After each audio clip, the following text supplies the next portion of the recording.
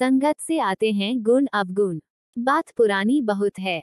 एक वृक्ष पर दो समान तोते रहते थे। तेज आंधी में दोनों बिछड़ गए। एक तोता चोरों की बस्ती में और दूसरा ऋषियों के आश्रम में पहुंच गया।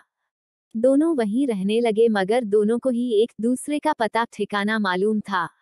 कई वर्ष गुजर गए। एक दिन की बात है कि मगध के राजा आखेट के लिए निकले।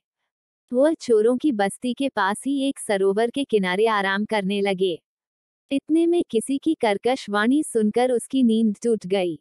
वह आवाज एक तोते की थी, जो बोल रहा था, अरे कोई है। इस आदमी के पास बहुत धन है।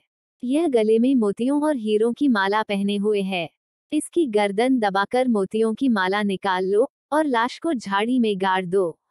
किसी को भी पता नहीं चलेगा। तोते को मनुष्य की तरह बोलते देखकर राजा एकाएक डर गया। वह आगे चल दिया। आगे ऋषियों का आश्रम था। वह आश्रम में पहुंचा। उस समय ऋषि मुनि भिक्षाटन के लिए गए हुए थे। इतने में ही वहां किसी की कोमल वाणी उसके कानों में पड़ी। वह वाणी एक तोते की थी।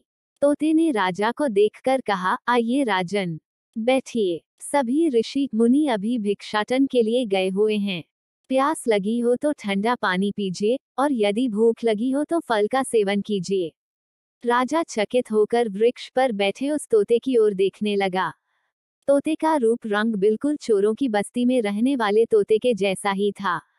यह देखकर राजा तोते से बोला, हे शुक कुमार, मैं आपसे एक बात पूछना चाहता हूँ। यहाँ से कुछ दूर एक वृक्ष की डाली पर भी एक तोता बैठा हुआ था। वह बिल्कुल तुम्हारे जैसा था, किंतु उसमें तुम्हारे समान गुण नहीं थे। तुम प्रेम और सेवा की बात कर रहे हो, किंतु वह जान से मारने और लूटने की बात कर रहा था। क्या तुम उसे जानते हो? यह सुनकर उस तोते ने कहा, हाँ राजन, वह मेरा सगा भाई है। संगति के कारण हम दोनों भाइयों में अलग अलग गुण आ गए हैं। कोई इनको गुण कहता है तो कोई अवगुण। सच ही कहा जाता है कि संगति का प्रभाव व्यक्ति पर अनिवार्य रूप से पड़ता है।